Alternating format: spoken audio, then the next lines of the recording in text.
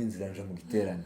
Noneho ngeze mu giterane rero ko twari tugomba kuhamara iminsi 2 cyangwa 3 turahabaye, ariko noneho kwa kundi hari ukuntu abasore baba babanye nyine ukabona ko hari ikintu babura, ukabona bafite akavuyo, hari ikintu cyabacanze, hari ikintu babura, ukabona ahantu bari honyine ubwaho hari akajagari, biragaragara ko hari umuntu babura wo kubashira kuri gahunda. Ya myenda yari myinshi pe, yari imyenda nyine myinshi, ndahaca noneho nkaza mbona umwe atwaye umwenda, undi agatwara undi nkabona nyine n'ibintu biranejeje ko nazanye imyenda none twaba turimo tuyambara twese, biri sawa, biranejeje. Noneho rero igiterane kirangiye tugera umwanya wo gutaha wageze, ntababeshe natashe nambaye amatiriningi kandi naragiye kugura imyenda, nari naguze amapataro n'amashati, ntaha nambaye amatiriningi. Ubwo ntabwo nzaho imyenda yagiye, hagati aho ngaho mu giterane kuva ku wa gatanu nimugoroba kugera ku cyumweru, ntabwo nzahana imyenda yagiye.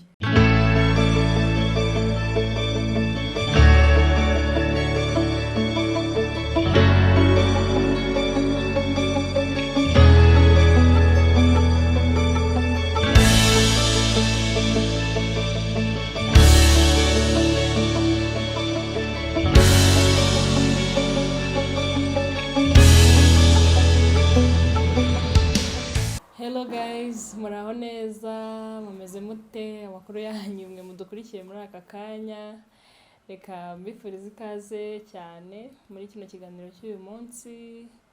Yego, ni ikiganiro cyiza kiri interesting, nkuko mubibona wa special guest wacu yagarutse. Ndahari cyane. Yagarutse rero, muzajya mumubona nyine muzajya mumenya ko biri special. Ni bisanzwe. Yego, rero reka nkwiyegereze, karibu cyane. Thank you. Ikindi kandi mpe n'umuntu dukurikiranye bwa mbere amahirwe utarakonye mu kiganiro cy'ubushize babasha kwivuga, kugira ngo amenye uriwe, nubwo ndimo ndavuga ngo special guest ushobora kuba utakuzi. Okay, arakoze cyane host w'ikiganiro, ndagushimiye kongera kunyakira muri studio za Grand Nile Studios. Nitwa Felix Ndungutse, nije gukora hano kuri Grand Nile mu ishami ry'ivugabutumwa cyangwa se ibijanye n'iyobokamana. Ikindi cyongeyeho ku batari bararebye video ya mbere, dukoze umuryango, turi umuryango, uyu n'umufasha wanjye. That's it. Niwe Oga wakundana na Jerry yavuga. Undi Oga wa hano. Yego, karibu cyane rero, nishimiye kubana nawe muri aka kanya. Urakoze cyane. No gukorana ikiganiro nawe uyu munsi. Uyu munsi rero ko nari mbivuze dufite topic nziza, abashuti banjye, abashuti ba Grand Nile Studios b'abasiribateri barakomplaininze ko hari ukuntu nyine dusa n'ababashyize ku ruhande. Gusa mu by'ukuri ntabwo tuba twabashyize ku ruhande, kuko nabiriya tuba tuvuga birabareba ko ejo n'ejo bundi bazisanga mu rugo, ariko wenda nyine bari bashaka specific aribo tuvuga. Yego, uyu munsi rero dufite topic nziza rwose. Tugiye kwibaza ko dusanzwe tubona abantu bavuga ngo shaka, cyangwa se ugahura n'umusore wese ngo nawe ngo uyu mwaka ngo azashaka, ngo umukobwa nawe ngo akeneye ngo umugabo, reka ngo bazabahamagara bakabicaza bakababwira ngo bashake. Yego, noneho tukibaza se ni iki gituma umuntu ashaka? Ni iki kikumvisha wowe nk'umuntu ko ukeneye gushaka, ko uwo ari wo mwaka wawe, nk'uko babivuga ngo uyu mwaka ngo ntuzagera, bavuga ngo uyu mwaka ngo ntuzagusiga, ngo uyu mwaka noneho ngo ntuzashira udashatse. Noneho tugiye kurebera hamwe ibintu bishobora gutuma noneho ubona ko ufite impamvu yuzuye koko yo gushaka. Yego, rero ni karibu, urumva ko ari byiza. Urumva ko ari byiza cyane. Ubundi wowe ubyumva uti uri kubona babwira abantu ngo uyu mwaka ngo ntuzabasige? Okay, urakoze cyane kuri iyi issue cyangwa se ino case turiho. Si rimwe si kabiri abahungu n'abakobwa babicaza bakababwira ngo bashake, kandi urabizi ko mu muco wacu iyo bageze ahantu bakwicaza, no kuvuga kwicaza haba hari ikintu cyagoranye. So iyo habaye icyicaro rero bakakwicaza ngo nusobanure cyangwa se uvuga impamvu utuma udashaka, haba hariho nyine uburyo bibabangamiye. Ariko nk'uko wari ubivuze, ngira ngo muri kino kiganiro tugiye kwibanda kuri ico kibazo kivuga ese kubera ukeneye umugore, urashaka umugore kubera iyo mpamvu, ese umugore ni ngombwa mu buzima bwawe? Urumva rero abasiribateri tutanze umwanya kugira ngo mubane natwe mu kiganiro, kuko noneho ntabwo turi ku bantu bubatse gusa, bafite ingo barazikipinga, batarazigira nabo bakazinjiranamo imbaraga kandi bakinjira mu ngo neza, ingo nziza. Okay, warumvaje uko mzumva aha rero uko numva iki kintu, nibaza ko mu buzima bw'umugabo cyangwa se mu buzima bw'umuntu wese ugejeje igihe cyo gushaka, tuvuze ngo umugore ntakenewe mu buzima bw'umugabo, twaba twirengagije ikintu gikomeye cyane. Ntabwo mbivuga kubera ko njye nubatse wenda ngo iyo nyine utarabigeramo bamva nyine ari ibintu bisa naho biri kure yaweho gato, ariko iyo ubyinjiyemo usanga ko umugore ni umuntu w'ingenzi mu buzima bw'umugabo. Aha gato ndabihuza n'ikijanye n'ubuzima bw'umuhungu w'ingaragu. N'ubuzima, reka nongere mbasuhuze ingaragu aho muri hose, nabaye ingaragu ndabazi, nzi ukuntu ibintu bimera. Reka mvuge gato ku buzima bw'umuntu w'ingaragu. Asanzwe ariga akarangiza agakora ibintu byose, ariko ugasanga hari ubuzima baba bagiye basangiye cyangwa se twabaga dusangiye, ko nanjye narahaciye. Ni ubuzima busa naho burimo akavuyo. Ubu buzima busa naho burimo akavuyo, ukaba ushobora kugira amafaranga menshi, niba ukora warize neza ugera aho noneho ubona akazi ugakora, ariko noneho muri ya mafaranga abantu bakareba ikintu wakoresheje ya mafaranga ntibabashe kukibona. Kubera ko ari ubuzima burimo akavuyo, uyaspendinga mu buryo ushaka recklessly, uyashira nyine aho wumva, mu mayitaje adafatika atari ngombwa. Aho ngaho iyo phase nibaza ko abantu bose bayinyuramo kandi bayigezemo. Ikindi, ingaragu ni umuntu usanga gahunda kuzimanaginga biba ari ikibazo gikomeye. Kimwe rero nje ntatwaye umwanya kugira ngo nawe nguhe umwanya uko turimo turasangira, ntabwo ngomba kuvuga njyenyine. Mu buzima bw'umugabo impamvu hakenewemo umugore kuri njye naramusuzumye nsanga ni manager w'ubuzima bw'umugabo, kuko aramufasha gupanga, yabona aruriranye ibintu akamubwira ati nyabunaka iki kintu robanura, ahangaha ni gutya, hano ni gutya, hakabaho gufashanya. Rero ako kavuyo, abantu bakiri muri ako kavuyo rwose murabyumva cyane, ariko kandi mumenye ko imbere yanyu hariho ba manager. Rero kuri njyewe kugira umugore cyangwa se kubaka ni ikintu cyiza rwose, nuko nguko navuga kuri iyo point. Gusa nyine turacakomeje kuvuga tuganira. Yego, noneho wenda nanjye mvuge gato ku ruhande rw'umugore. Hari ubundi wenda nk'umusingo, yaba umusore cyangwa umukobwa, hari impamvu nyinshi nizo bahuriyeho zigomba mbese zituma uwo muntu ashaka. Ariko wenda mvuze gato ku ruhande rw'abagore, impamvu ukwiye gushaka cyangwa se impamvu ari ingenzi, wenda reka mbivuge gutyo, si ingenzi kuko hari abatabibona nka priorite, ariko mu gihe n'undi ubona muri uwo murongo, nyine icyiza cyo kubikora ni biragufasha. uba ufite ubona umuyobozi, reka mbyite gutyo, ubona umuyobozi, umuntu ubasha kugayidinga mu byo ufite. Hari igihe nyine buriya ikintu gitangaje hano bavuze ko abagore babasha kwegeranya ubuzima bw'abagabo bakamugira gutya, arabubumba.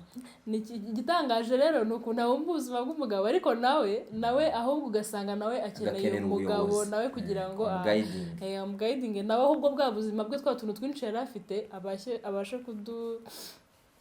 kudushyira hamwe no kutubyaza umusaruro, reka mbyite gutyo. Abo umuntu mukuru wenda se reka mbyite gutyo, niyo avantage njye nabonye kuri njye, bituma nyine urushaho gusobanukirwa ibintu, urushaho gukora ibintu mu murongo, ibintu biboneye.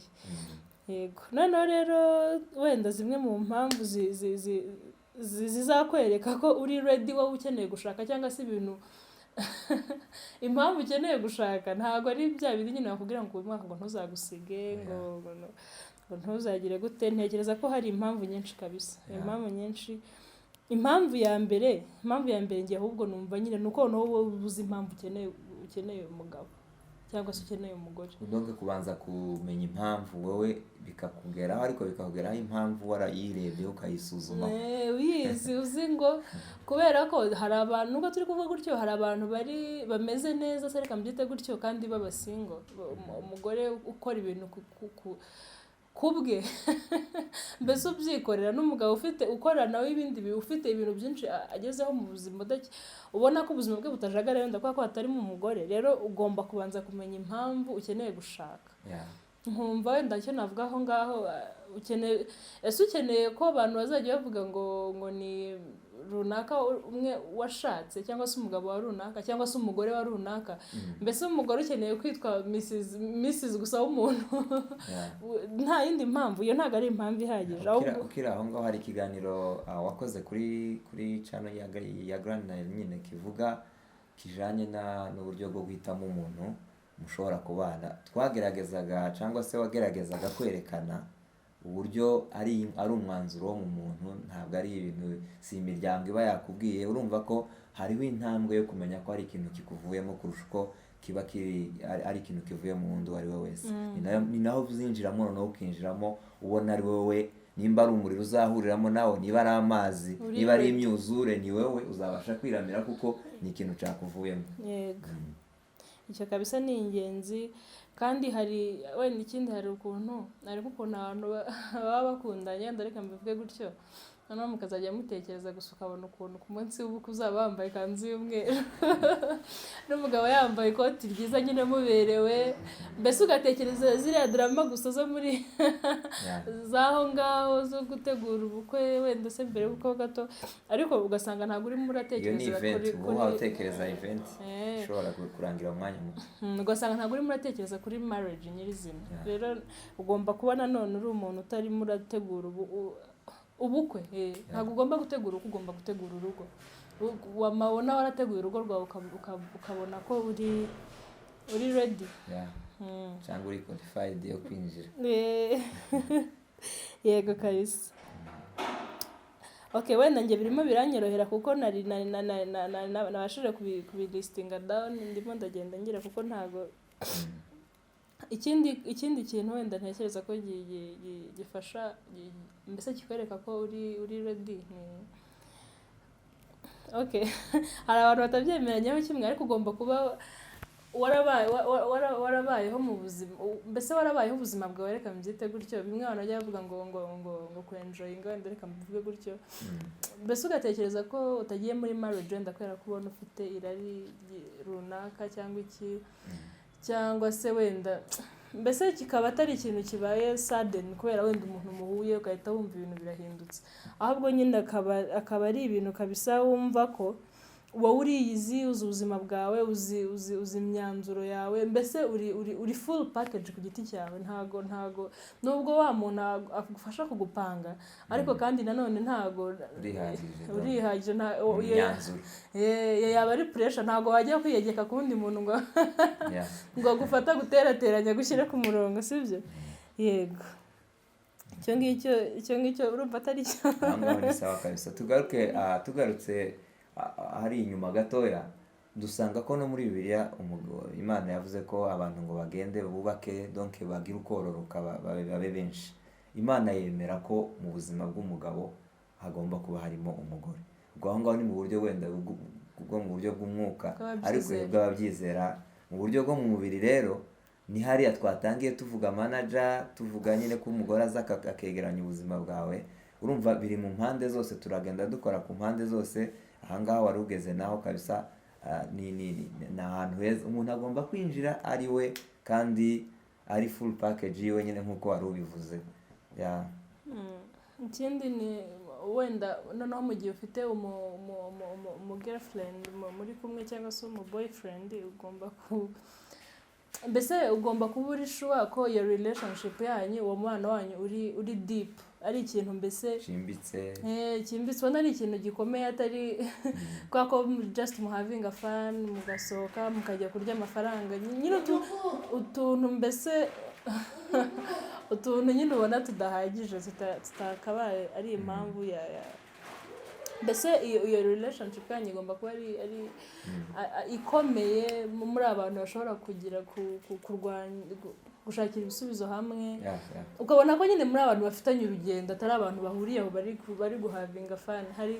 Hari umuntu nigeze kumva avuga ngo murambabarira nyine ntabwo nabikunze, yari umusore yarimo arageranya abakobwa babiri, akajya avuga ngo uriya ngo no gukundana nawe ngo juste ngo ufite ngo girlfriend ngo mukundana ngo hanyuma ngo uriya ngo kubana nawe.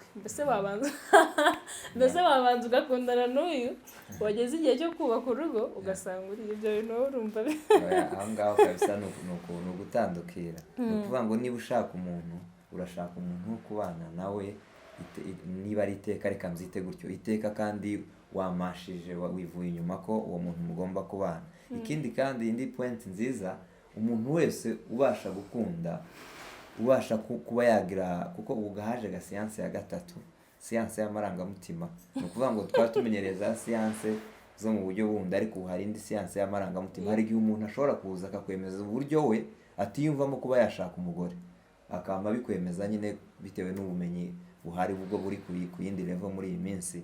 Ariko rero nimba uri umuntu ushobora gukunda, ushobora no kuzana umugore mu buzima bwawe, birashoboka. Kuko ubasha gutanga urukundo abasha no kurusapotinga cyangwa se kurubagarira. Urumva ko aho hantu ari ahantu umuntu wese yabasha kugera, ubasha gukunda wese yabasha kugira.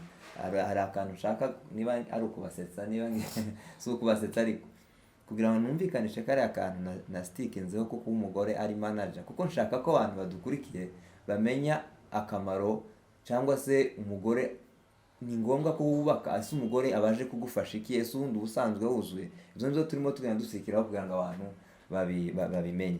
Twigeze kuja mu ibiterane by'ivugabutumwa,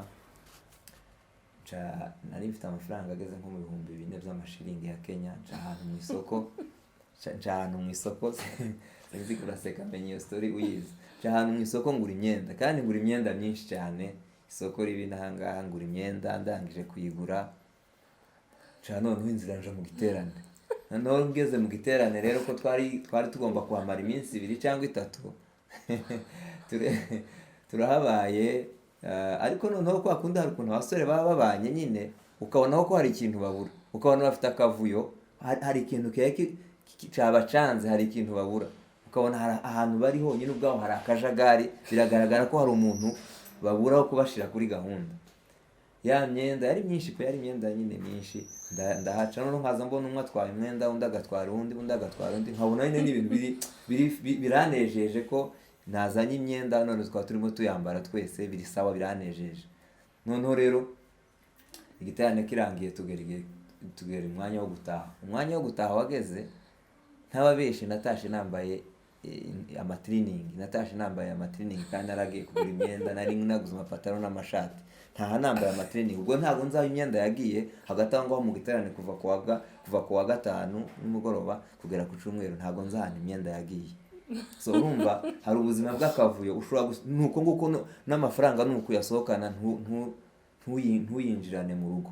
Urumva hari kuriya kuntu umugore azana ubuyobozi mukayoborana, ibintu bikaba ari sawa, akamanaginga ibyo ufite cyangwa se akamanaginga, biba ari ibintu byiza cyane. Umugore arakenewe cyane mu buzima bw'umugabo. Komeza. Yego, ikindi ni nyine mbese mu bigufasha mu bintu bishobora gushyigikira wa mwanzuro wo kugira wo gushaka, cyangwa se ngo kabyarwe nivuga gushaka, ntabwo turimo turavuga abahungu gusa, turimo turavuga impande zose. Wenda nubwo twe tukoresha urwo rurimi ngo gushaka, bahita bumva ko umukobwa atarimo, ariko ni bose, kuko bose bafata umwanzuro. Ngira ngo umuhungu ntabwo ari wanzura ngo umukobwa agende gusa, bose barimo nawe yafashe umwanzuro.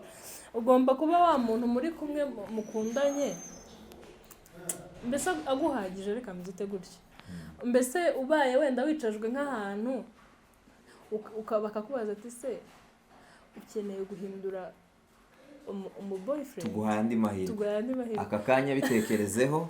Numara kubitekerezaho utubwire nimba uyu muntu watwemerera ukongera ugafata andi mahirwe ya kabiri. ntabwo ari bubimenye, hitamo uwo ushaka, uramubona mbese ni nk'Imana iri kukubaza mbese ugomba kuba uri sure ko uwo muntu kabisa wakongera ukamuhitamo rwose. ari wow, iryo jambo ni ryiza, wakongera ukamuhitamo mbese ari we nyine ufite nta imbere n'inyuma, nta bindi tuvuga ati ako se uyu ko afite iki ariko hawe ntabwo afite iki, noneho Imana isimpa umeze nyine ukabona ugiye mu bintu byo kurindagira. Rero ugomba kuba uri sure ko uwo muntu kabisa ari we ushobora guhitamo over and over again, nyine mbese ukumva ko unyuzwe n'uko ari we wese, mbese we wese arakunyuze. Yego, ikindi wa muntu mukundanye mugomba, nk'uko twabivuze, mugomba kuba mufite relationship iri deep, mugomba kuba muri abantu. Mbese hari umuntu mukundana nk'uko kundi twavuze, ukabona nyine mbese mujya muganira utuntu tuzabejo. ikindi kiganiro twakoze nguciye mu ijambo, hari abazavuga ngo ntari guciyemo ariko kandi guciyemo. nguciye mu ijambo hari ikindi kiganiro twakoze dutandukanyiriza abantu. hari ugushima, kubona umuntu ukamushima for the first time, ariko kandi hariho no gukunda. Nubwo gushima ari step imwe muri muzakugeza ku rukundo nyarwo, ariko gushima umuntu bitandukanye no kumukunda, kuko kumushima just nuko appreciatinga uburyo wamubonye physically cyangwa se uburyo yaganiriye, ariko utaramukunda, kuko twavuze ko gukunda ari commitment, ni umuhamagaro. ni ukwiyangaja mu muhamagaro, kuvuga ngo uyu muntu ngomba kumukunda uko byagenda kose.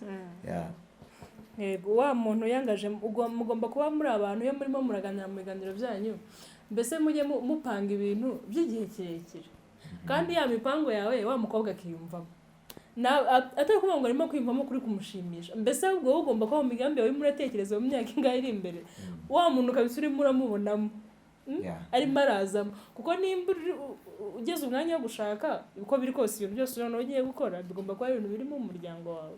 Rero nimba wa muntu utarimo uramubona mu myaka 5 yawe iri imbere, uwo muntu rwose mureke, sibyo? Ureke kumutera umwanya. hari akavideo mperutse kubona umupasiteri abandi badusekeje ngo nimba muhakanire ngo hakiri vuba kugira ngo nabashaka undi hakiri kare. wimukerereza ni ukuri. Ya video y'ukuri yampaye yaranyigishije, kuko ari gufata umwanya w'umuntu ukamutindana, none wamara kumutindana ukongera ukamurekura nta mwanzuro muzima uvuyemo, ukamukereza urugendo rwo kuba yarashatse uwundi muntu. So kandi abantu benshi, nzi ko mu badukurikiye harimo abantu benshi baza babikora cyangwa babaye muri izo cyangwa n'uwaba urimo kubikora yumva ibi bintu, yumva ko harimo gukereza umuntu akaba yabireka. Yego, ikindi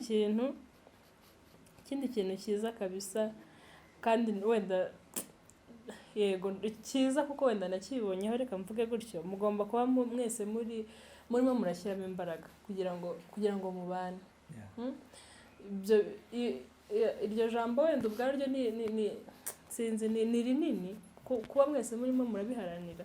Kuko ushobora kwibaza se mubiharanira gute nimba mwakundanye, wakunze umuntu yagukunze, ukundi guharanira kuri aho no kumvira urukundo.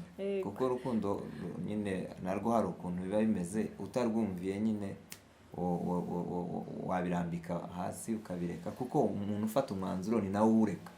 Biroroshye rero kuwafasha umwanzuro, bibaho ko umuntu ashobora gufata umwanzuro akongera akawureka. Kuvuga ngo muba committed mwese, mukwinjira mukumva ko hari ikintu hari imbaraga zigomba guhurira hamwe, ntihabura izumwe, byanga bikunda hari ikigomba kwangirika. Yego, mugomba gushyiramo imbaraga kabisa. hari igihe usanga nk'abakobwa wenda bajya kubaka, noneho wenda ari nk'ukuntu abakobwa urabona ari nk'ukuntu wenda akenshi bo bari bato ku bagabo, si ngombwa akenshi. Noneho rero ugasanga wenda ari nk'ukuntu ufite nk'ubwoba bwo kubibwira mu rugo, cyangwa se wenda nabo nubibabwira hari igihe batari buhite banabyakira neza. Noneho wowe ukaba washaka kubwira wa muntu ukamubwira ati none ko mbizi ko n'ubundi batari bubyemere, waretse tugategereza indi myaka 2 tukazabona kubabwira. Urabona si bibi, ariko kandi none nk'abantu mwari mukundanye, uwo muntu arimo aravunisha mugenzi we pe, kuko no kumuvunisha.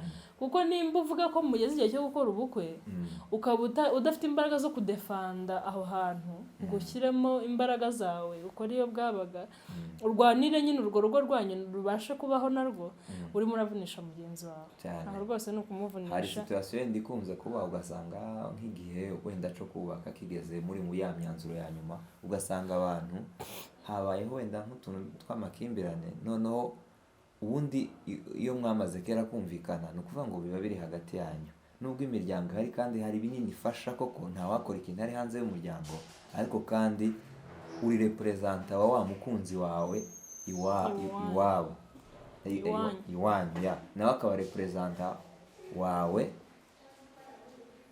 iwabo. So ako kantu kabisa buri abantu bakumve kuko hari igihe umutererana ugasanga mwese mucitse intege murabiretse cyane kabisa. Icyo kintu ni ingenzi.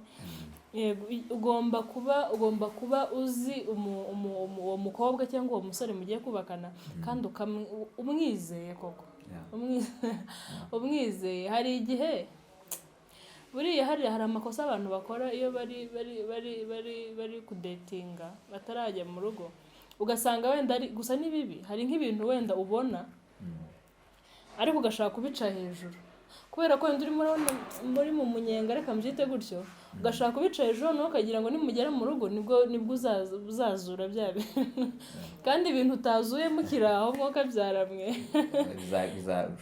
bizarushaho gupfa. Rero ugomba kuba wizeye wa muntu wawe umuzi 100% uzi abantu babana uzi abantu bagendana uzi ngo ndi safe n'uyu muntu yaba aho yaba ari hose ndamwizeye nizeye ko nkunda mfite iyo confidence sibyo. Ugomba kabisa kuba ufite iyo confidence 100% kuko ufite igukoresha amakosa n'igihe ukora amakosa kubera doubt zawe gushidikanya kwawe atari no kubera ko kwinshi kumanura kwizera uruma ntago byabana ugasanga rero ukoza amakosa kubera ko washidikanyije kuri mugenzi wawe kandi nta n'amakosa yakoze urabona. Yego okay, hano hari points nyinshi utarakomeza kuri izo points sinzi zisigaye ko zingana kuko tugomba gukoresha n'umwanya neza. hari akantu k'ingenzi nshaka kugira ngo sinze gusiga sibyo urambabarira kuguca mu ijambo. Nta kibazo. Hari ubwoba buhari nanone nubwo twavuze ko umugore akenewe mu buzima bw'umugabo. Hari abavuga okay hari ni ibintu bikunze kugaragara ugasanga mu buzima bw'umusore wamaze gushaka ukirimo kurwana no gufata umwanzuro kuko ikibazo turiho niyo mpamvu mugabe twinjira aha ngaha muri ubu bwoba bw'abasore ibyo batinya. Mbese ikibazo kirimo kiravuga ngo ese koko kuki ugomba gushaka kubera ki ari ngombwa ko ushaka kikwereka kuri ready for marriage kikwereka kuri ready. Rero hari ubwoba buza butuma abo bantu mu mwanzuro batabasha kuwinjiramo neza. Ubwo bwoba nibwo ngira ngo tuvuge usanga umuntu avuga ngo ngewe ndi umusore narangije amashuri meze neza agahita avuga ngo ngewe ngomba gufata imyaka 3 cyangwa 2 yo kwinezeza. Ibi bintu nimbijyamo se kuki mbijyamo ntarabanza kwinezeza amafaranga n'ibindi mbanze ntembere ngera ahantu ntazi mbese habeho uko kuntu ico ngico ikamubera imbogamizi cyane ahantu abantu benshi bakunze kuhatinda. Iyindi mbogamizi iri aho ngaho ni hahandi usanga umuntu avuga ati se niba nacuruzaga tuvuge ku rugero ncuruza Mombasa none ngiye kwiyangaja muri commitment yo kujya gushaka urugo bizansaba gushugurikira bizatwara n'umwanya wanjye urugo ruzamfata umwanya dushugurikire kandi muzi ko umugabo mu bimwe mu biranga umugabo agomba kuba responsible. Urugo ntabwo rushobora gusonza niwe provider wa zose nkuko twabivuze mu biganiro byatambutse. So ugasanga ni byinshi mvuze ibyo ni bibiri mvuze ariko ni ibyo ama point ni menshi twagenda tuvuga ibintu bigenda usanga bituma abasore batinjira neza aho hantu ngo binjire mu mwanya neza wo gushaka. Nyiri aho kuri ubwo bwoba bwaruvuze bwa mbere bwo gushaka ko exploring ibintu bitandukanye ni ya concept abantu bafashemo urugo barugira nk'ikintu nka gereza. Ni nk'ubwami bugoye cyangwa bwatsinzwe abantu batinya urugo cyane kandi mu by'ukuri siko bimeze. Wakwinezeza mu rugo ahubwo nge nabonye niho winezeza cyane nyine iyo wamakinze sure ko ufite the right partner iyo mbese iyo wabonye ko nyine umuntu muri kumwe ari we wanyawe mu rugo niho ahantu hambere ushobora kwinezereza kurusha uko ushobora no kubikora noneho bidafite ikise bidafite umusaruro se bidafite nkunda kumva abantu bavuga ngo urugo rwiza ngo ni paradizo ngo ni ijuru rito ako kantu kajya kamfasha cyane ni ijuru rito kabisa. hari umupasiteri uri gushyingirana aravuga ati kandi nukora amakosa ugatirisha gato ati uzajya upfa buri munsi uzajya upfa buri munsi azakubera urumva sinzi ko ntabwo haba habaye kuzimu sinzi abasore rero abasore tubamaze ubwoba ku kintu kijanye no gutinda kuvuga ngo ugomba kwinezeza cyangwa se bizagufata umwanya ariko ubuzima bwawe buzaba bwinjiye ahandi hantu naho hafite amabwiriza ahagenga kandi meza ashobora kugusapotinga kugira ngo ubashe gukora ibyo wari usanzwe ubikora ndetse noneho ubikore navuga ko biri productive cyane kuko noneho bifite ushobora gutuma biba productive kuko watekereza uri wenyine mu gihe kuzamutekereza muri babiri so urumva ni ikintu cyiza rwose cyane kabisa cyane. Yego rero dushobora wenda kuvuga ibintu byinshi tugatinda muri izi topics ni nyinshi kandi zose ni nziza ariko wenda ikindi kandi tuvuge tubiri twa nyuma kugira ngo dusoze kino kiganiro tuvuge gufata umwanya munini w'abantu ni waba uri umuhungu waba uri umukobwa ugomba kuba wiyizeye ko uzashobora kwiyitaho ndetse ukita no kuri wa muntu ukeneye ko mubana. Biragoye ni akazi katoroshye hari igihe nyine umuntu ashobora kubyumva akahita avuga ati ibyo ariko biragoye kumenya kuko nk'uko umugore bavuga ngo abagore ngo bapanga abagabo n'abagabo nabo barabapanga kandi ntabwo ujya gupanga umuntu nawe utipanze rero ubwo ugomba kuba uzi ngo wowe uriseti nyine urashikamye wowe ubwawe noneho rero ugiye no gufasha kwita kuri wa muntu mu buryo bwose buri emotionel mu buryo buri physical mu buryo nyine uburyo bwose akeneyemo support yawe akakubona ahantu hose. Akantu ka nyuma rero kandi ariko kari nakire kambyite gutyo ugomba kuba uri ready for commitment mbese kwiyangaja yego ugomba kuba nyine uzi ko witeguye kwiyangaja commitment ni ijambo ibyawe nditwa nk'umuhamagara ni ukubaho hantu uhamagawe muri ico kintu ntabwo uzahindukira. Yego ugomba kumenya ko ufashe umwanzuro kabisa udakuka kubera ko mwakabyaramwe muri iyo turimo turadatinga muri buno buzima bwo kudatinga n'ubwo wenda twagerageje gushaka kubukomeza cyane nabwo kugira ngo turebe imyanzuro dufatamo ariko akenshi ibintu biba biri smooth ntabwo biba byakaba real cyane ku buryo ugira rero hari igihe za side nziza wabonye kuko wenda muhura mugiye kurya ntabwo mubana wenda usibye ndukunsiga mbana nasigaye babana bataragira ariko akenshi ntabwo muba mubana muhura mugiye gusangira muhura mukumburanye murimo muraseka buri wese yishimiye mugenzi we cyane ariko cyagiye rero yo muri mu rugo ko murimo muragongana mu tuntu twinshi suko ari habi mu rugo si habi ahubwo ko mwasanga ubuzima bwose rero biba ngombwa ko ubona side zose z'umuntu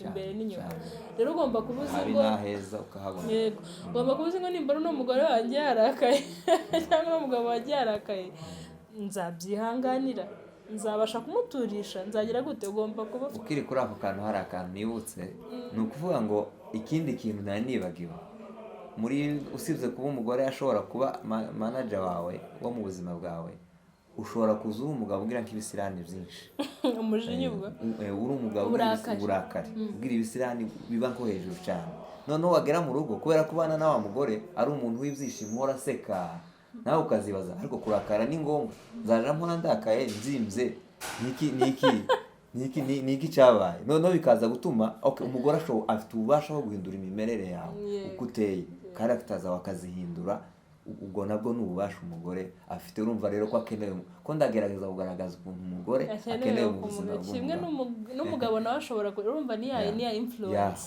ni hombi ukuntu w'impating ubuzima bw'umuntu mubana urabona ukaba wabuhindura. Yego rero nari nsoreje kuri no topic ya commitment iri hejuru cyane. Commitment ni ingenzi nubwo wenda kenshi yagiye ikoreshwa mu buryo butari bwo mu miryango mu mico yacu reka mbyite gutyo bakakubwira ariko agateye imenya bajya ngo niko zubakwa mugani wabo ngo ngo nyine ngo baba bagize ibibazo mbese hari ishusho abantu bahaye urugo bazi ko ari uguhondagurana nijoro iyo umwijima ubaye ni ingumi n'imigeri n'ibipfunsi. hari ishusho abantu bahaye urugo ku buryo hari n'abantu babona abantu barimo baraganira nk'ana akavuga ati ngatungo nuko ngo bari mu muhanda ngo bariya ngo nuko bari mu muhanda. Mu by'ukuri urugo ni rwiza pe, urugo ni rwiza. Wenda twe turi aha ngaha urwacu ntabwo rutinze cyane, imyaka turumazemo nubwo nayo si mike, imyaka ngaho ubwo itatu turubanyemo, ine dukundanye ntabwo ari mike. Rero uko biri kose twabonye ibyiza byarwo, niyo mpamvu namwe tubatera imbaraga kugira ngo wowe nyine wenda ubona zino quality zose zari zihari ariko ugifite kakoba bohoka ubashe gutera intambwe. Nicyo nyine ni byiza, ni experience nziza, kuko nyine ikintu cyose experience niwe mwarimu mwiza nko bajya bavuga. Kandi soza uyu munsi abantu nabashoboye, birashoboka ko abantu nabashije kuko ubusiribateri nabutinzemo ntabwo sinabura icyo mvuga kuko nabutinzemo. Ikindi mbona hari igihe wajyaga utembera noneho uri kumwe n'umuhungu w'inshuti yawe cyangwa umukobwa w'inshuti yawe akaba yakubwira ngo arashaka ko umuteretera. Ibyo bintu ni amakosa akomeye cyane kuko umuntu bagutereteye n'uwo bagutereteye nyine naje kwiyereka azokwereka mu shusho wowe utazi kuko si wowe wamubwiye amagambo yawe. Kandi na wa muntu waguteretera umwiza kuri we, kandi akaguteretera wenda wakunda cyangwa saba uburyo ubwoko akunda akaba ari bwo aguteretera kandi wenda si bwo bwoko ukunda. So ayo makosa abahungu n'abakobwa muyareke, mureke ubwoba, mugoreke ubwoba. Nimba wabonye umukobwa mwiza wowe musore, genda tera intambwe, muganirize, musangize ibyiyumviro byawe, umubwire ibyo utekereza, akwemerere cyangwa kwangira. Nawe ibintu byo kohererezanya, ni ukuvuga ngo waba baguhaye pirate kuko we original yawe ni wa wundi we wakabaye utekereza. Wowe baguhaye pirate nyine uzoyitunga nk'ari pirate nuko, ariko nyine nuko nguko.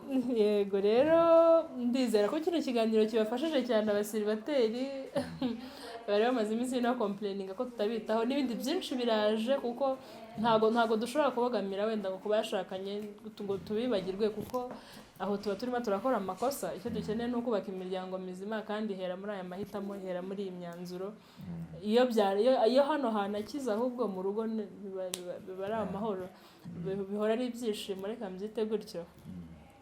Yego rero wakoze cyane kuza, ndagushimiye ko ntera imbaraga no kuza gusangiza ibitekerezo byawe abakunzi bacu, abakunzi ba kino gice cy'imibanire rusange buriya imibanire nyine y'umuryango, n'abitegura kubana. Rero wakoze cyane, n'ubutane tugutumira uzaze. Yego ndabashimiye rero namwe mwabashije kubana natwe kuri uyu munsi, mwakurikirana kino kiganiro cyose kugeza kirangiye. Twifuriza abasiribateri bafite za save the date, abamako yageze, twifuriza amakwe meza. Abana muzagira amakwe meza kabisa. Yego rwose turabibifurije. Ubashe kulikinga, gusharinga, ukore subscribe, utere comment. Yemwe mwaka byaramwe nukuri bijya bitera ubute, nanjye mbere byajyaga bintera ubute ugasanga ureba ibintu by'umuntu utarasubscribinze ariko bikakuvuna, ukazagera ukamubura se wa muntu ntagikora. Nuko utatanze umusanzu ukwiye. No gusubscribinga then bikazaza bikugeraho. We subscribinga ano ma topics ajya kugeraho mbere na like kariya gushyiraho kariya gakumwe ntago ari ibintu bigoye pe. No gukanda ya nyine ukalikinga, ubu dufashije niwo musanzu wawe kuri twebwe kabisa, biradufasha. Yego rero murakoze cyane, turabakunda cyane nawe utaha.